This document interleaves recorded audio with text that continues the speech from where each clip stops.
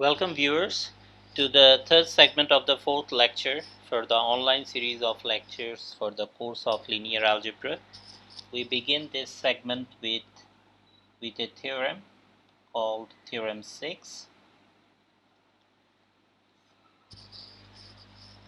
for an n times n matrix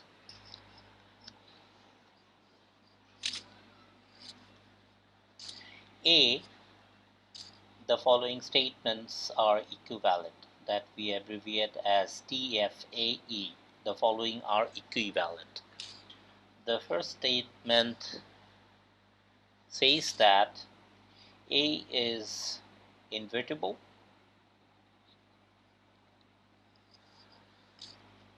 The second statement says that the homogeneous system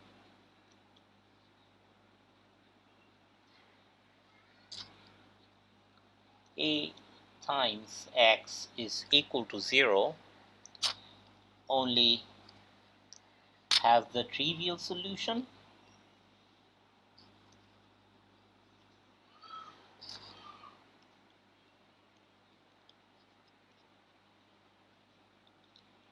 x is equal to 0, which means that all the unknowns are identically equal to 0. That's the trivial solution. And the third statement says that the system of equations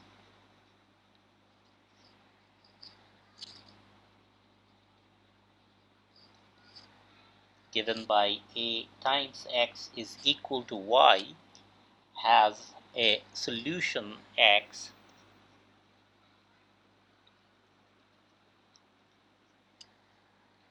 for each n times 1 matrix y for each column vector consisting of n rows y. Okay, so we have to prove that these three statements are equivalent. Okay, so let us prove this theorem. According to Theorem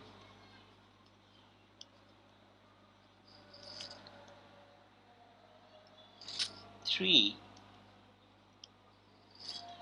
of lecture 3,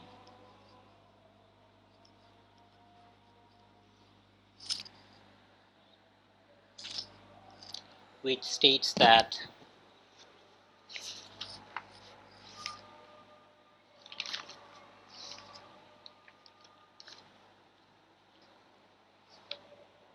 let me restate Theorem 3 from lecture 3. It tells us that if A and B are row equivalent M times N matrices over F, the homogeneous systems of linear equations AX is equal to 0 and BX is equal to 0 have exactly the same solutions. Okay. Let me write it here. A and B are M times N row equivalent matrices.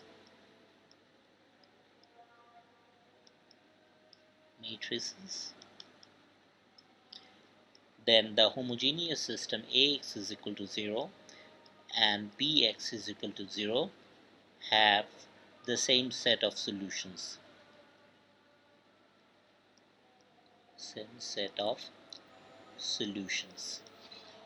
Okay, so this is the statement of Theorem 3 from lecture 3. So according to this result, okay, condition 2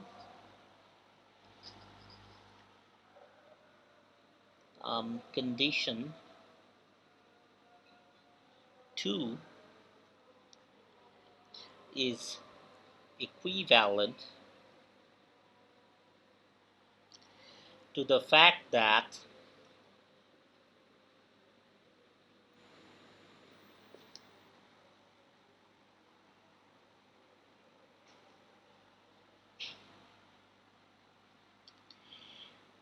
A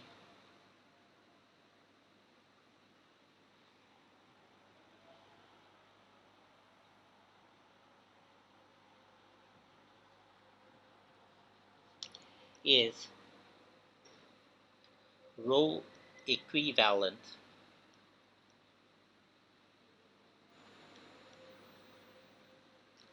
to the identity matrix. Okay, right? So how do we get it? Because by equation 2, Ax is equal to 0 has only the trivial solution x equal to 0. Okay, which means that this homogeneous system and this homogeneous system, they have the same set of solutions, because the second system only admits trivial solution, that is all the unknowns are identically equal to 0, is also the solution of this homogeneous system. Ax is equal to 0. A must be rho equivalent to I, right? By the statement of this theorem 3 of lecture 3.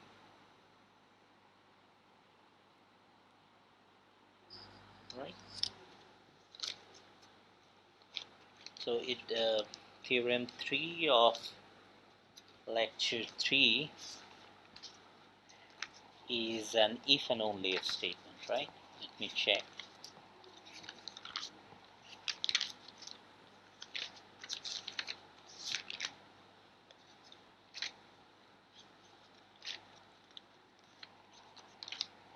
Theorem 1, 2, 3.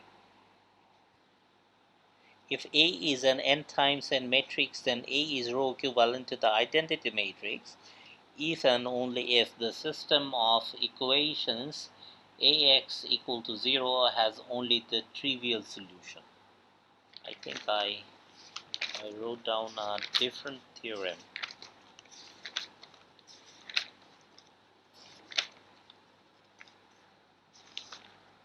here, right? But it can also follow from this theorem, the one that I wrote here. Let me check which equation.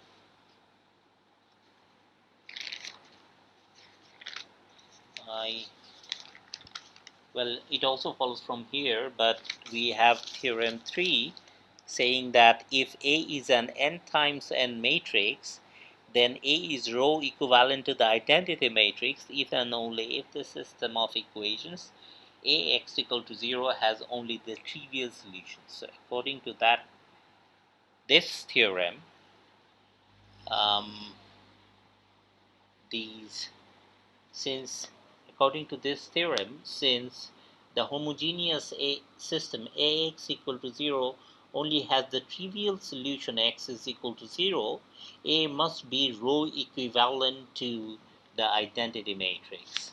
Okay, good. All right. Now, so let me erase everything here. Now, by theorem 5 of the ongoing lecture,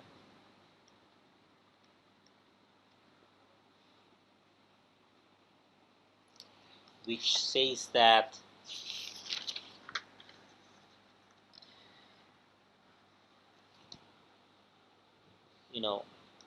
so this is theorem 5 of the current lecture. A is an n times n matrix.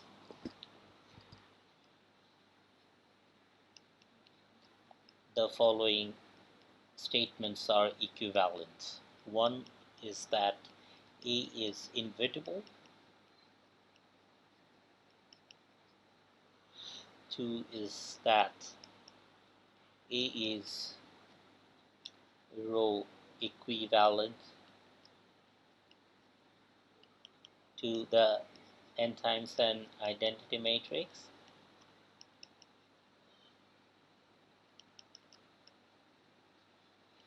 And three is that A is a product of elementary matrices.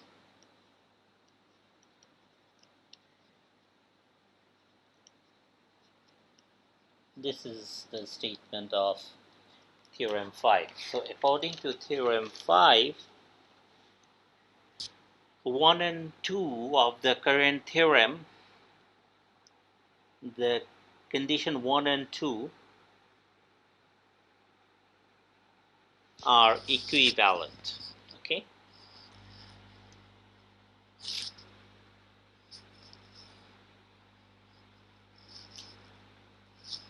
So we have just shown that A is row equivalent to, so the underlying matrix n times n matrix A is a row equivalent to the identity matrix, right? We have just shown. It follows from the fact that Ax equal to 0 only admits the trivial solution. It follows from theorem 3 of lecture 3 that A is row equivalent to the n times n identity matrix, and then by using theorem 5 we see that A is invertible, right?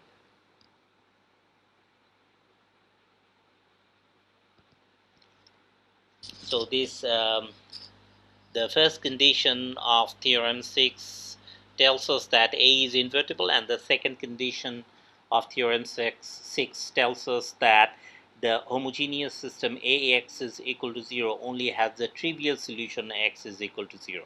So these two conditions, the first condition and the second condition, they are equivalent by using theorem 5. We see that. Okay. So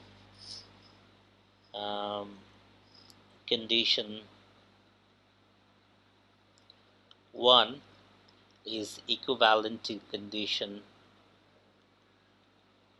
2. Alright? Now if A is invertible,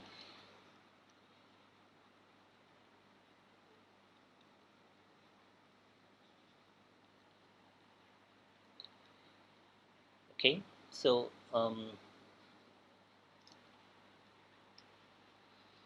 let me write down.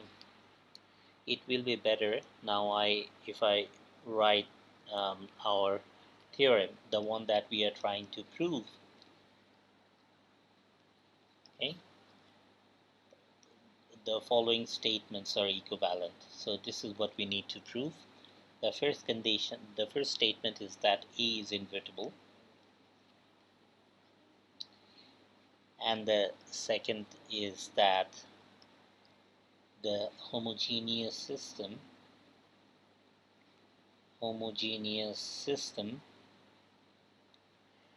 Ax is equal to 0 only has the trivial solution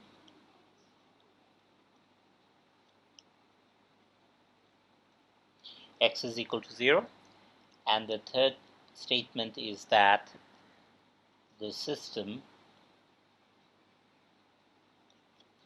Ax is equal to y has a solution x for each column vector y.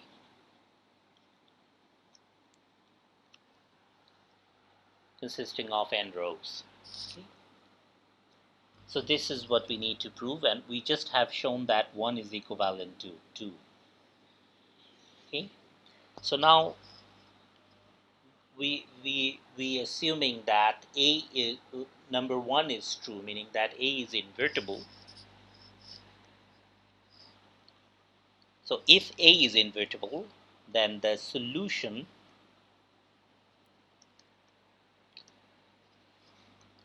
AX is equal to Y is certainly given by X is equal to A inverse times Y. Okay, for a given column vector Y consisting of n rows. Okay, therefore condition 1, this condition 1 implies condition 3. So this is how we see one direction. A is invertible implies that the system Ax is equal to Y has a solution X for each n times 1 matrix Y. Okay. Now the other direction. Conversely, suppose Ax is equal to Y has a solution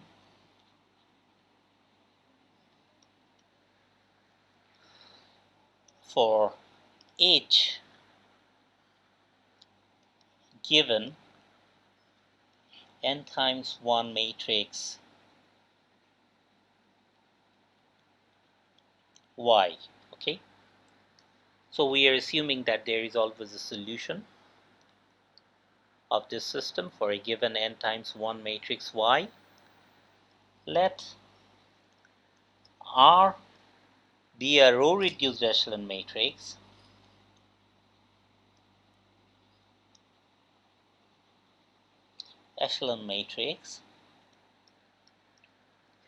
which is row equivalent to this matrix A,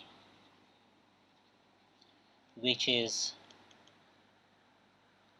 row equivalent to A. And we can always do that, right? We can always find a row reduced echelon matrix that is row equivalent to this given matrix A, right? We wish to show that. Now the goal is to show that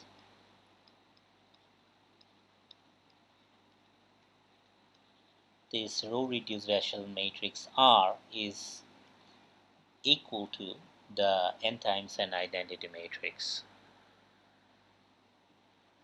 Okay. Okay, so let me erase this part. This is what we want to show.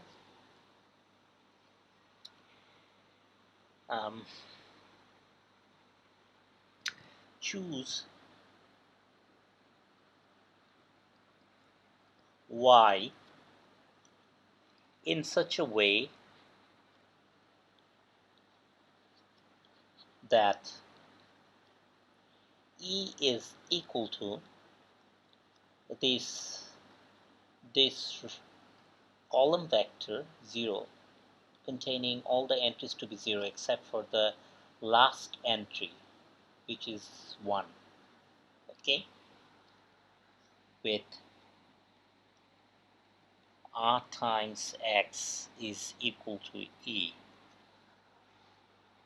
Okay, so you start from this AX, this inhomogeneous system of linear equations. AX is equal to Y, and after certain elementary row operations on the augmented matrix, you get to this equation R times X is equal to E, which is an equivalent system of linear equations.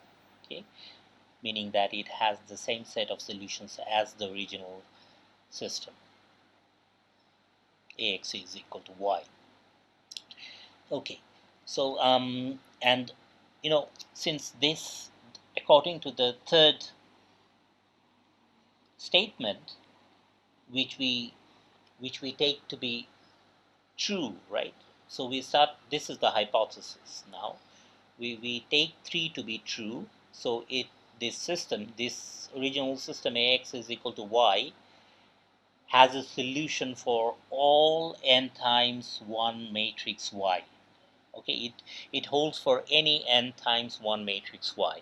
So we have freedom to choose this y, and we are choosing this y in such a way that this guy E is going to be this matrix with Rx is equal to E. Let us see what choice of y will yield such an E. Okay, so this is what we are going to see. Indeed, since R is taken to be rho equivalent to, so we have said earlier that R is rho equivalent to A, right? Since R is taken to be rho equivalent to A, R is equal to P times A with P invertible. Remember? By corollary 2 to theorem 5, previous theorem. Okay.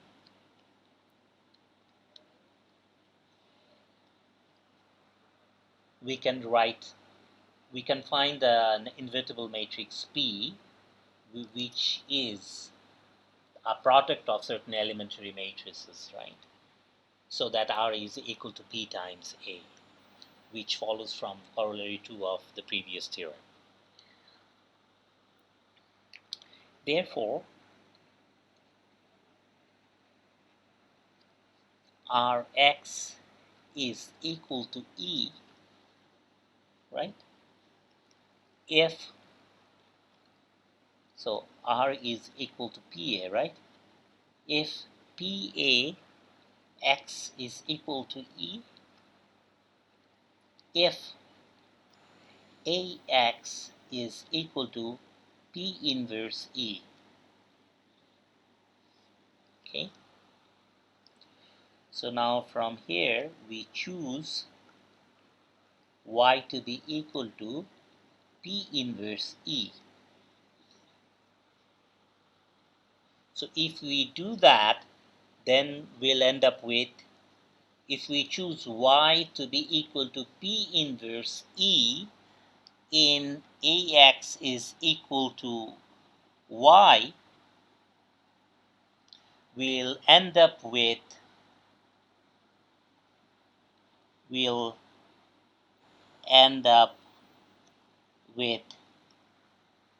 Rx is equal to E. Okay.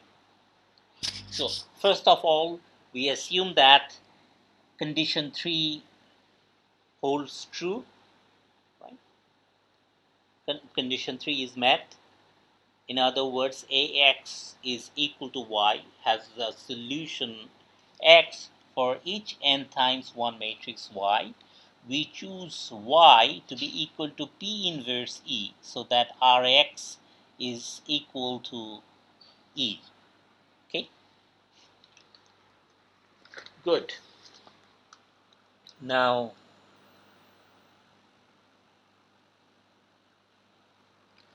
once you have this thing to be satisfied, Rx is equal to E, with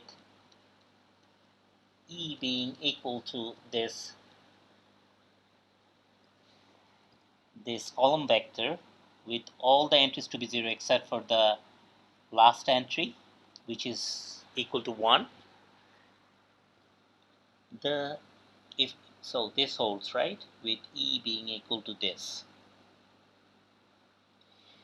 The last row of R, this matrix, the last row of R can't be a 0 row. Okay, R is a row reduced rational matrix, remember. And we cannot have the last row of R to be a 0 row. Why? we cannot have the last row of R. So we cannot have the last row of R to be a 0 row. Okay.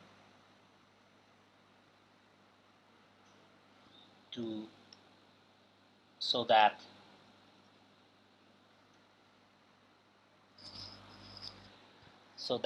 we have a consistent system of linear equations. Consistent system of linear equations. Remember that if you have the bottom row to be 0 of this row reduced echelon matrix, then we'll end up, when we form the augmented matrix, we'll see that 0 is equal to 1, since the bottom entry of this column vector is 1, we'll have 0 is equal to 1, which does not make any sense. In other words, the system of equations is an inconsistent one. So to have the system of equations to be a consistent one, we cannot have the last row of this row reduced echelon matrix to be a 0 row. Okay, good. What does that mean? So since the last row of a row reduced echelon matrix cannot be a 0 row, it means that it cannot have a 0 row at all. So all the rows of this row reduced echelon matrix are non-zero rows. Okay, this is what we write here. Since R is an n times n row reduced echelon matrix,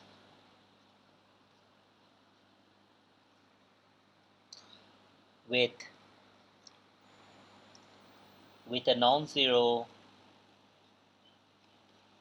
last row, hence with no 0 row at all. Okay, because since it's a row reduced echelon matrix, all the 0 rows should be at the bottom, right? They should be grouped together at the bottom of the matrix. But we have just seen that it cannot have a 0 row at the bottom. So it does not have any 0 row. Okay. So the only way it is possible for R, the only way R can be a row reduced echelon matrix then is that R is equal to the identity matrix itself. Okay. All right. So so in other words, A is row equivalent to, so we have, so that was the starting point. We chose R to be a row reduced echelon matrix which is row equivalent to A. So thus we prove that A is row equivalent to the n times n identity matrix. Okay. Now, therefore, by Theorem 5, which was a bunch of equivalent statements, by Theorem 5, A is invertible.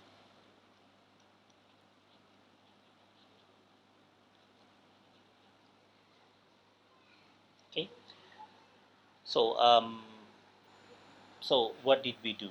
So we proved that in our case, for Theorem 6, which we are trying to prove, for Theorem 6, the statement, the condition 3 implies the condition 1. Okay. But previously we have shown that 1 implies 3. Okay. So this way we show that 1 and 3 are equivalent, right?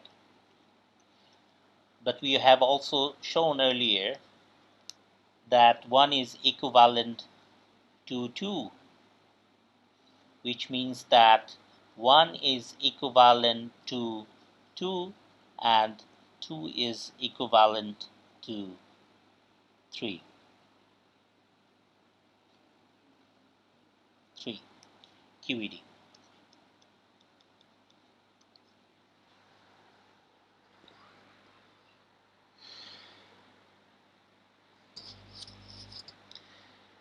Alright, so now corollary 1 to this theorem that we have just proved. Corollary 1 to theorem 6.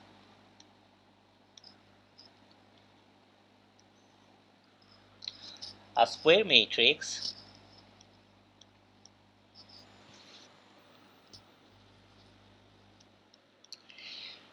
with either a left or right inverse is invertible. Okay, so in order to prove that a square matrix is invertible, it is sufficient to show that it has a left inverse or a right inverse. Okay. You don't need to show that it has both the inverses. We just need to show that it has one of these two inverses, left and right inverses. It's sufficient to show this, to show that it's indeed invertible. Okay, so let us see how the proof goes. Let A be an n times n matrix. Suppose A has a left inverse,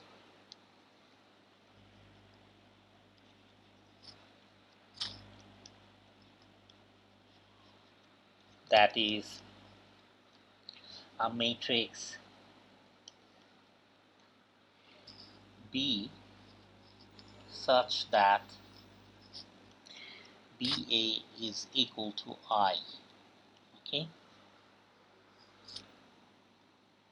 so we're supposing that A has a left inverse, okay, which we denote by B, so that BA is equal to I. Then since x is equal to I times x, okay, and BA is equal to I, so I write it as BA times x, okay, and which is equal to B times A times x, right?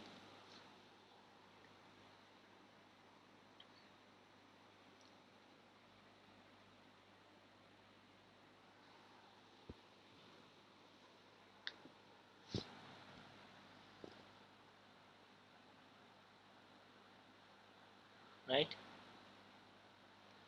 So since x is equal to B times AX,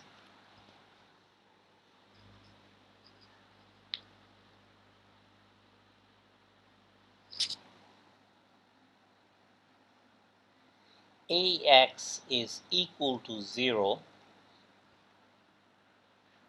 has only the trivial solution x is equal to 0. Because if we have this guy, AX is equal to the zero column vector, then we plug it in here to end up with x is equal to 0. That's the only possibility. So AX is equal to 0 has only the trivial solution, which is x is equal to 0.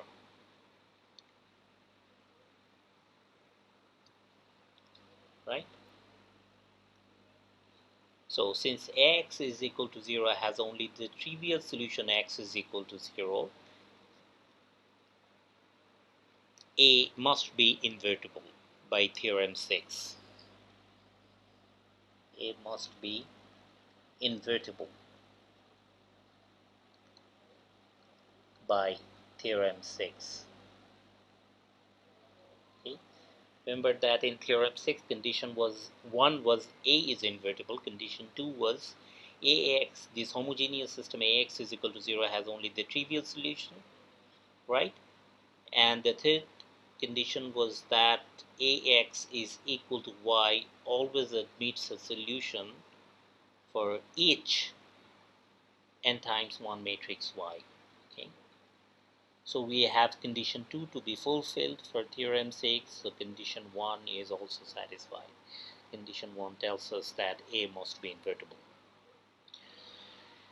Okay, so this was one for.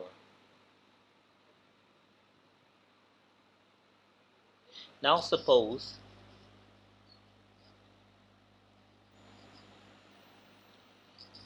that A has a right inverse,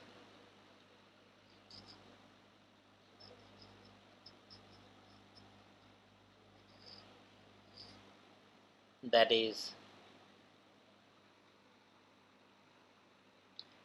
an n times n matrix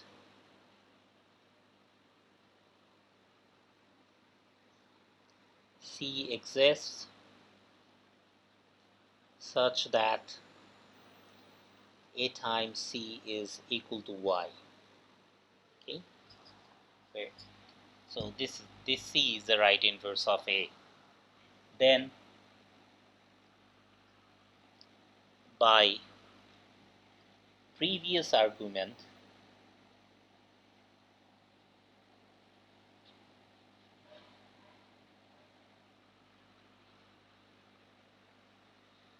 okay, so you see that if A times C is equal to I, then C has got a left inverse, right? C has a left inverse,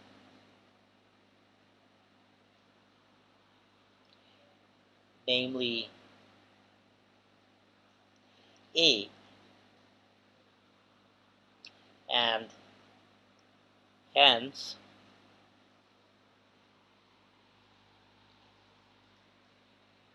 C is invertible, right?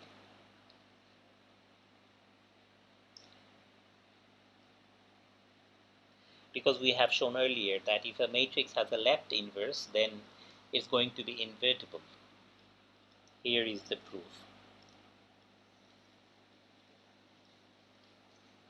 Okay, so we have just shown that C has the left inverse, namely A, therefore C is invertible.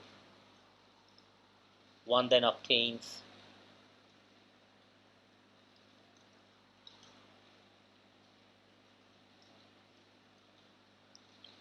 C inverse is equal to A, right?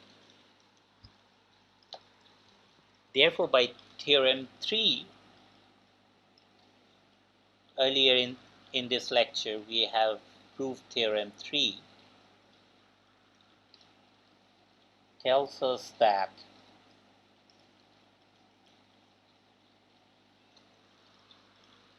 so since C is invertible and C inverse is A, by Theorem 3, C inverse is equal to A is also invertible,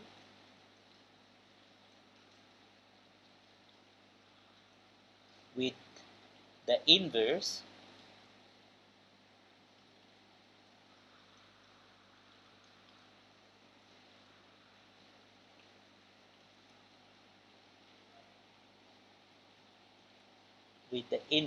of this guy is equal to C. QED. This is what we wanted to show. So to show that uh,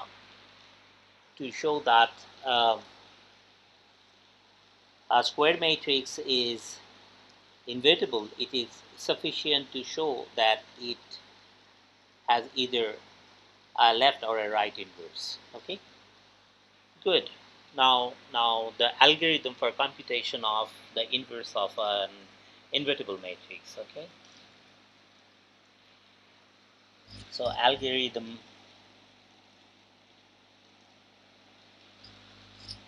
for computation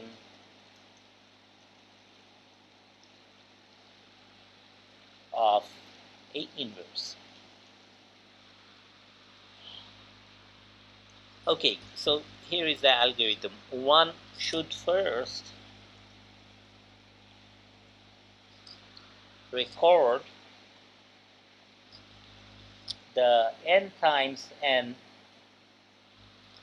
matrix A. So suppose we have to find the inverse of A, right? So we have to compute A inverse. So the first thing to do is to record the n times n matrix A and n times n matrix, n times n identity matrix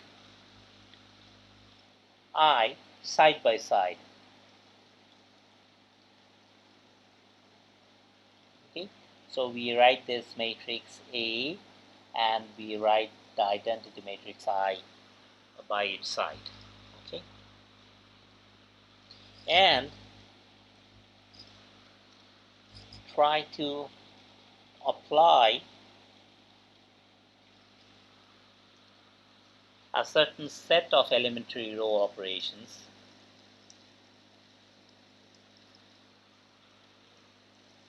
EROs to reduce the given square matrix, the given square matrix A to an n times n identity matrix I. Okay, so this is the starting point. We start by recording this square matrix n times n matrix A and n times an identity matrix side by side. Okay, and then we perform some elementary row operations to reduce it to the identity matrix I. Okay, so far so good. Provided A can be row reduced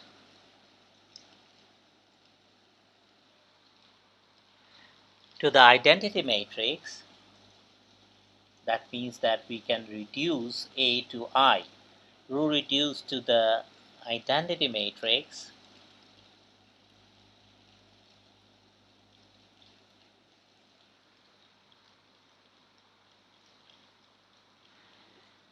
by application of this set of EROs. Okay, the same set of EROs, the same set of EROs on the other side here, on this other side, on the other side,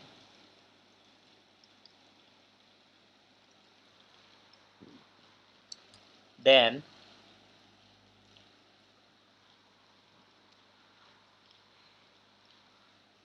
are expected to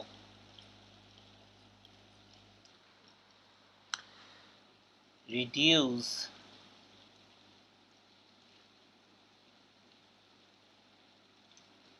expected to not, I should not use this term reduce, expected to yield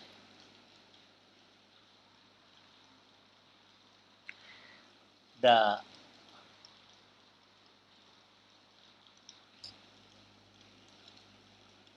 to yield the the matrix A inverse, okay, as stated by corollary 1 to theorem 5. If you don't remember, let me state it once again. Corollary 1 to theorem 5 states that if A is an invertible n times n matrix, and if a sequence of elementary row operations reduces A to the identity, then that same sequence of operations, when applied to I, yield A inverse. Okay, all right. So this is the algorithm of computation of the inverse of A. So we record these two n times n matrices side by side and apply a set of elementary row operations on A to obtain I on one side. Whatever we get on the other side is nothing but the inverse of A, if the inverse exists. Okay, so let me give you an example to illustrate this algorithm,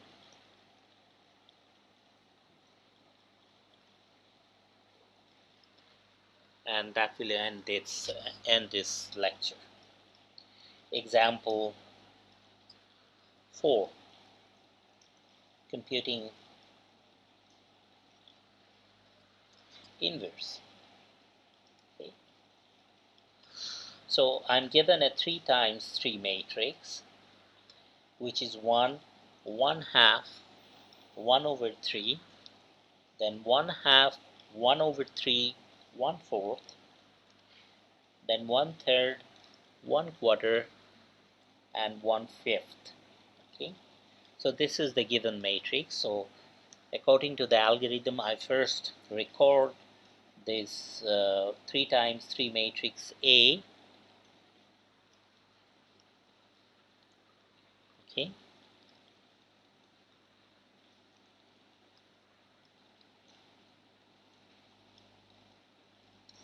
and the identity matrix on its side, on its right side, 3 times 3 identity matrix. Okay, good. Now I should try to reduce the first 3 times 3 matrix to the 3 times 3 identity matrix. So the first operation to be carried out, first pair of operations I would rather say, is negative 1/2 times R1 plus R2 is equal to R2 prime, and negative 1/3 times R1 plus R3 is equal to R3 prime, to make these two entries 0, right? So the first row stays the same. In the second row now I have 0 here. Okay, because of the first operation I'm multiplying the first row with negative 1/2 and then adding it to the second row to have a new second row. So I have 0 here, and then when I multiply it with negative 1/2 I get negative 1/4. When that added to 1/3,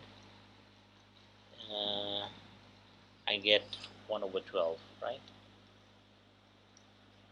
Negative 1/4 plus 1/3 is minus 3 plus 4, which is 1 over 12, right? So I get 1 over 12 here, and I have 1 over 12 there as well, because this is a negative 1/6 plus 1 over 4, which is 12. The LCM is going to be 12, and then minus 2 plus 3, which is 1 over 12. Okay. Okay.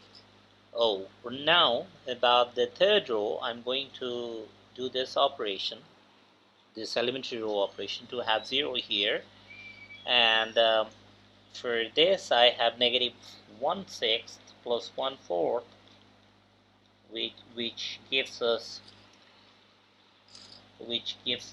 12 in the denominator, and negative 2 plus 3, 1 over 12. I get 1 over 12 again, and for this entry, what do I get? I get negative 1 over 9, and then plus 1 over 5. Okay, so this is 45 is the LCM, then I have minus 5 plus 9, which means I have 4 over 45. Okay, what happens to this identity matrix under these two operations? The first row stays the same, and then with the first operation, multiplying the first row with negative 1/2 and then adding it to the second row. So this is negative 1/2, 1, 0, and then I'm multiplying the first row with negative 1/3 and then adding it to the third row, so that this is negative 1/3, 0, 1. Okay, good. I erase this thing. Let me just skip the last computation. Now what do? I convert this guy to 1, and that I do by multiplying the second row with 12, and that gives me, so the first and the third row stay the same, 1, 1/2, 1/3, and then 0, 1, 1, 0, 1 over 12, 4 over 45, right?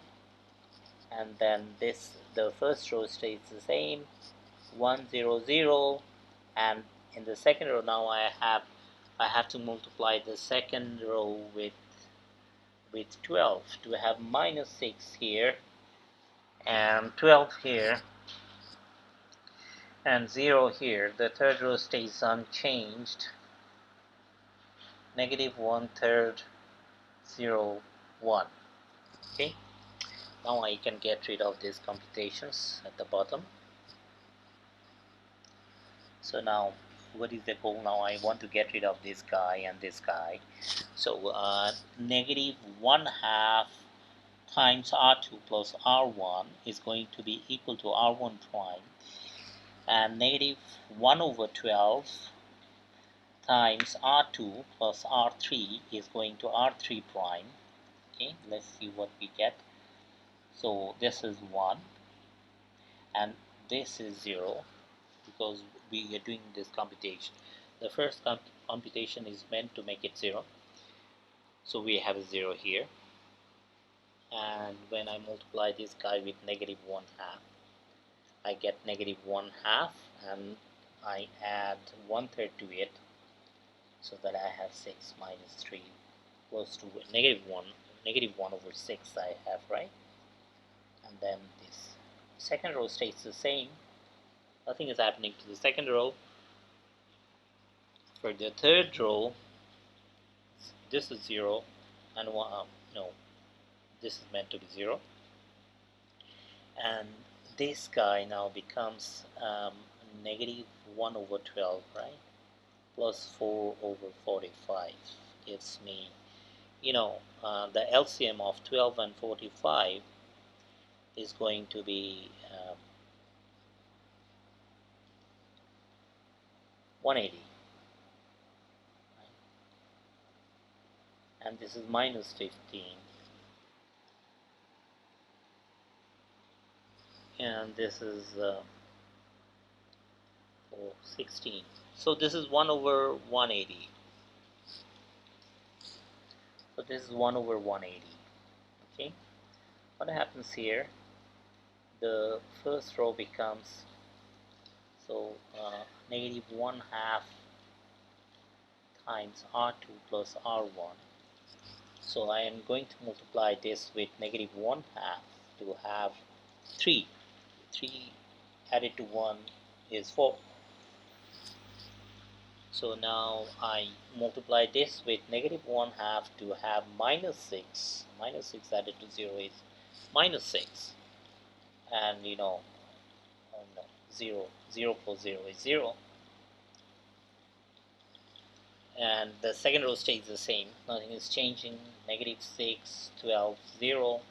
And for the third row, this is the operation. I'm multiplying the second row with negative 1 over 12. This gets multiplied with negative 1 over 12 to give 1/2, right? So 1/2 is going to be added with negative 1/3 to give 6 at the bottom and 3 minus 2 at the top. So I get 1 over 6. Okay. What do I get here? I'm going to multiply this guy with negative 1 over 12 to have minus 1. And minus 1 added to 0 gives me minus 1. Alright. So now I'm multiplying this guy with negative 1 over 12 to have just 0. And 0 added to 1 is just 1. Okay. So this is where we have gotten. Now I need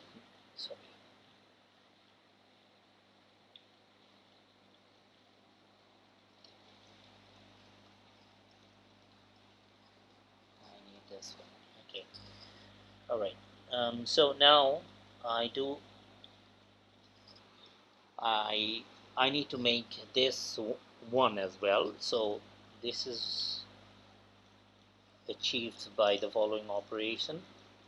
180 multiplied with the third row is the new third row. So that I have 1, 0, negative 1 over 6, 0, 1, 1, 0, 0, 1. Okay. And this is 4 minus 6, 0. And then I have minus 6, 12, 0. Oh, I did not calculate this one.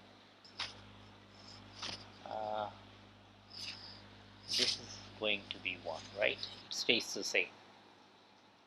So I'm multiplying this with a negative 1 over 12 and then add it to 1 to have 1 here.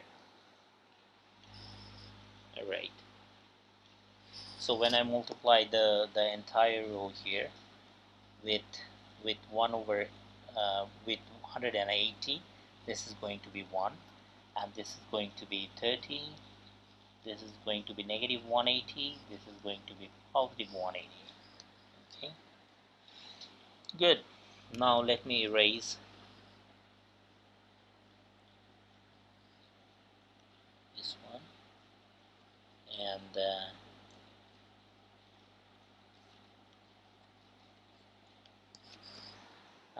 right. Now I need to get rid of this guy and this guy. So that can be done by the following operations. 1/6 times R3 plus R1 is equal to R1 prime, and negative R1, sorry, I think, so 1/6 times R3 plus R1 is equal to R1 prime, and negative R3 plus R2 is equal to R2 prime, and that would give us the following matrix. The first matrix is going to be equal to 1, 0, 0. The second matrix is going to be 0, 1, 0, and the second row is going to be 0, 1, 0, and the final row of this matrix is going to be 0, 0, 1, so that we just have the identity matrix reproduced on the left side. On the right side, we are doing this operation, right? This first operation. So I'm gonna multiply this 30 with 1 over 6 to have 5, and 5 added to 4 is 9, right? And for the second entry, I'm going to multiply this guy with 1/6 to have negative 30, and negative 30 added to minus 6 is negative 36. Finally, I have this 1/6 multiplied with 180, which is 30, right? 30 added to 0 is 30. Okay, right. Now I am going to multiply this last row by minus 1 and then add it to the second row, so that I have minus 36 here, and then I'm multiplying it with minus 1, which is 180. 180 plus 12 is 192, and then I'm multiplying it with minus 1, which is just minus 180, and minus 180 added to 0 is minus 180. Okay. Finally, I have 30 minus 180 and 180 here. Okay. So according to the algorithm that we have discussed earlier, this guy is the inverse matrix, right? A inverse. Okay, good. So this was the example, um, which which which um, which shows how we can compute the inverse of a given square matrix if the inverse exists. Okay, so that's the end of lecture 4. So at the end I want to suggest a few exercises for you.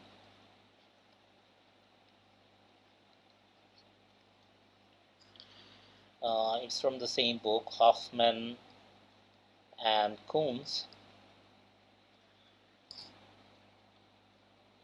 page 26.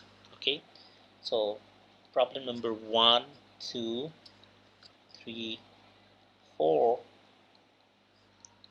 5, 8, and 12. Try to solve these problems. Please let me know if you need my help to work them out. And the next lecture will be on vector spaces. Okay, so that's all for the fourth lecture. Thank you for attending the fourth lecture.